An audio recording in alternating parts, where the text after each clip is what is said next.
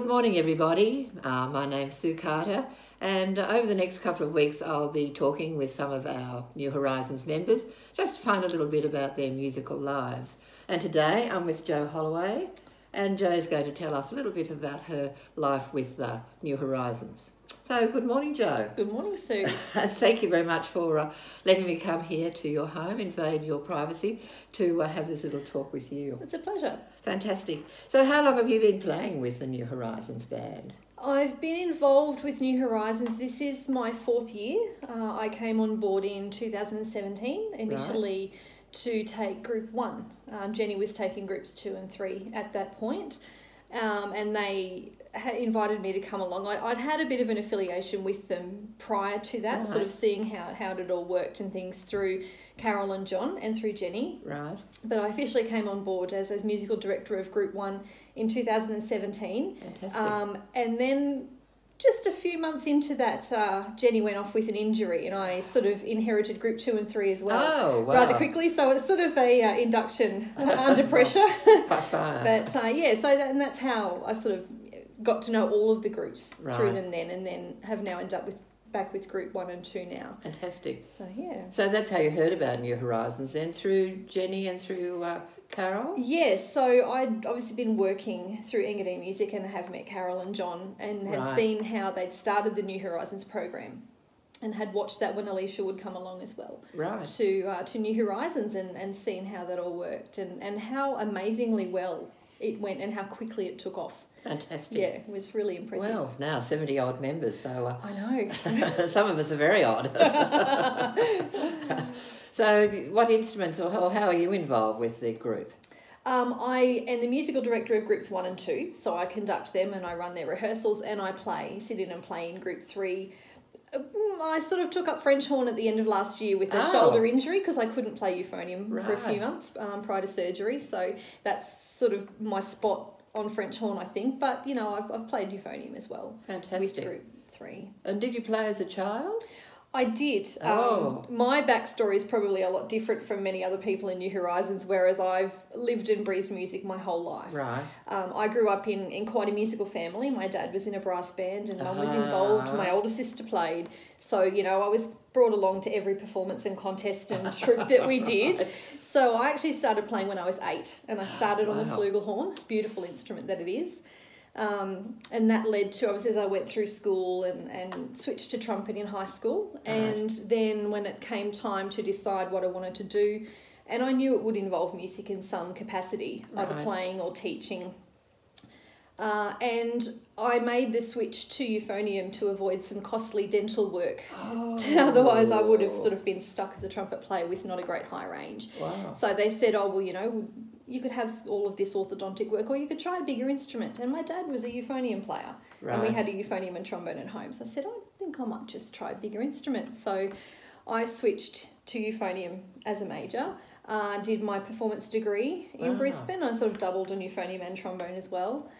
And then I decided that I always knew I would come back into teaching, because I was teaching school bands while I was at uni as well. Right. And I joined the Navy as a musician, full-time musician. Wow. So for just under 10 years, and I travelled around playing everywhere and everything. And it was pretty amazing to get to do what is my hobby as my passion and as my full-time career. And then, obviously, I met my husband, and who's not a musician, but he's a sailor.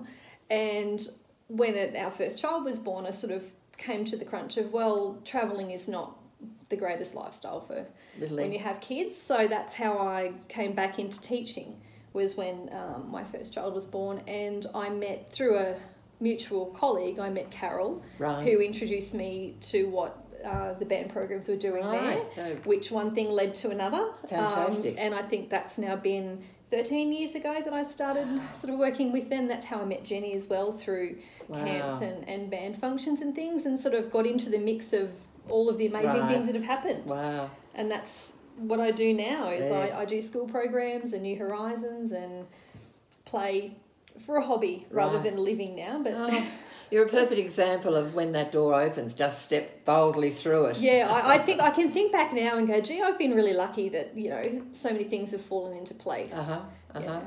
I think, it's an open person to you. You just give things a go, and I think that's what we all try to do, isn't it? Especially these days with the terrible COVID thing happening. So obviously music means a lot to you. Yeah, it is literally my life, hobby, career, everything. Right.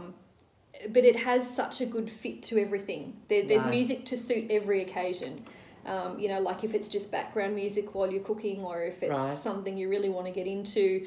I still play in community bands in competitions and things, and to knuckle down and play some really good, hard music is just the challenge.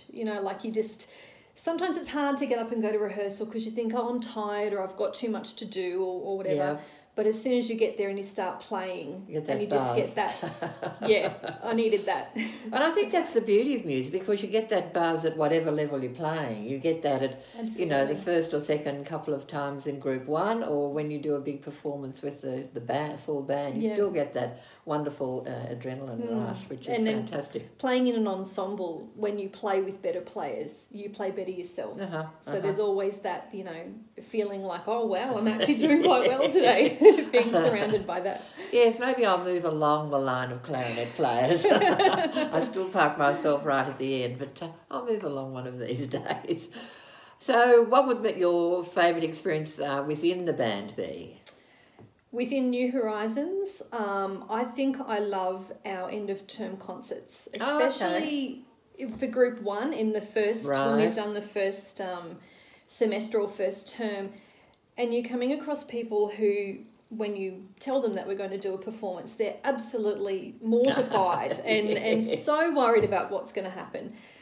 But to see them, work through and get themselves prepared for that, and then in the performance, when they get to the end and that look on their face of achievement and wow, I actually did it. That's the part I love. It makes it all worthwhile when you see them to go, wow, this is actually, now that I'm not terrified, it's actually quite enjoyable. Yes. Well, I mean, that's a reflection of both you and Jenny, because you support us so well, and you push, but very gently with kid gloves. And, encouragement. Yes. Oh, you push or pull, I'm not quite sure what that would be. Maybe a combination of both. Possibly, yeah.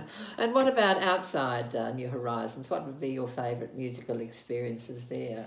That's a tough one, because I've got many that come to mind. Obviously, having had the experience of playing at that level for such a long time, and we've done some amazing things between playing with James Morrison and John Burroughs at jazz festivals. You're like, that's different. That's pretty high up there.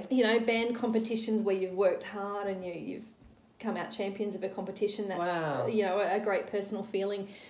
But I think the one which always comes to mind, and it still gives me goosebumps, is when we did the Anzac Day dawn service in Gallipoli. To be a part of that, and to be down at the site, and on the water breaks when the last post is sounded is just that was pretty amazing. I mean, even when you're there just as a tour group, it's such an overwhelmingly emotional, simple location, but to have the impact of the ceremony there would be quite overwhelming. It would really influence your performance, I imagine. You would be so emotional. Absolutely. It'd be difficult to play. Yeah, it was. And you want to be at the absolute top of your game doing something like that. It's with that many people there, and everyone feeling. We'd done tours of the battlefield area leading up to that as well, so we really had that sense of why we were there, the background and the importance of it. Yes. So it was pretty amazing. Yes, the poor fellow playing or person, musician playing the last post must be a somewhat pressure. Yes, indeedy. So, do you have a favourite kind of music, a genre, or a performer? No, because I listen to different things depending on what mood I'm in. There isn't really one. You have your go-tos if you're happy and you want some happy driving music, but I listen to everything. I love jazz. I love playing jazz. I love listening to good classical music when you want to listen to something, or just pop in the car when the kids have got control of the radio. But I think coming back to my roots and how I was brought up, the sound of a brass band, of a good brass band playing some good quality music is just warming. That's home to me. Yes. Well, it's connected to such strong memories. And the homogenous sound of a brass band is just, you can't beat that in anything else. So that to me is just... Yes. So you'd be one that watches the retreats and the performances over in Scotland then, I can't remember the name of it now. The military tattoos. The tattoo, yes. Yes. I mean, they've got some wonderful bands in there, some Yeah. great performers, especially with all that precision marching as well as they play. Yes, and I know how much hard work goes into those. I can imagine. And coordinating too with the trombones and the larger instruments. Fair enough. Let's on. And greatest challenge that you've had? Oh, I think this year I've found the whole year to be a challenge. I think professionally to maintain your own playing standard has been really tough because there's no goals, there's no reason to play. But as a musical director, to kind of maintain any momentum in an ensemble, and the last thing you want is to be feeling like you've let down your team by not being able to encourage them. Well, none of us have felt that, I can assure you. But to sort of maintain momentum and try and keep everyone moving in and think out of the box in what we can do, because we've never had to think like this before. No. Suddenly it's not just our happy little Thursday morning rehearsals that you prepare for, and it's that I think has been a huge challenge of thinking differently and how to approach things. And I know so many people within New Horizons have embraced technology to be able to do that. Yes. So, for us to look even deeper into that of options of how to be able to provide that. Yeah. And stopping and starting of rehearsals, because we've had 2 goes at that now. We're waiting for a third chance to actually come and meet back in person. Yes. Let's hope that happens soon now with the repairs starting. Fingers crossed. Yes. Well, I can commend both you and Jenny for the program that you set up online. It kept our nose to the grindstone. We really had to keep going at it. So, and then jumping to book 3. I'm still struggling to finish book 2. So. Like we say, it's encouragement. Indeed, that gentle glove again. Yes. And what do you find the benefits from New Horizons? I have found it incredibly rewarding personally and motivating. I spend a lot of my career working with young children. I mostly work with primary school band programs, which I love, and I can see what I do works now after years of sort of refining how you go about it. But to work with adults has been great because they want to know more. Kids have such a short attention span that if you need to explain something to them, you've got to do it in about 15 seconds and then they have to play again to keep them going. But with the adults, it's like they want to know, and they want to know the theory behind it, and they love the way that you can explain everything. And I just have really, really enjoyed it. Not that I didn't think I would enjoy it, but I've enjoyed it a lot more than I expected to. Yeah, for different reasons. Right. Yeah, and obviously going on tour and getting to know everyone is great because we're not supposed to chat in rehearsal. We're supposed to concentrate on the music. So we rarely get that chance to kind of, to keep it going. No, well, I mean, the challenges too, and mental stimulation, mental health, especially during the COVID. Absolutely. It's been wonderful to think, I've got to practice, and then you get onto it and you think, well, that's good on you for, you set those goals each day. Yeah. Fantastic. So it's been lovely talking with you this morning and sharing your life, your musical life, past and present. So, and who knows what's ahead? Oh, hopefully good things. Hopefully a camp sometime. Oh, that would be good. Yes, I think we all need that. Yeah. Oh, well, thanks, Jo. That's been fantastic. Sue. Thank you. Okay.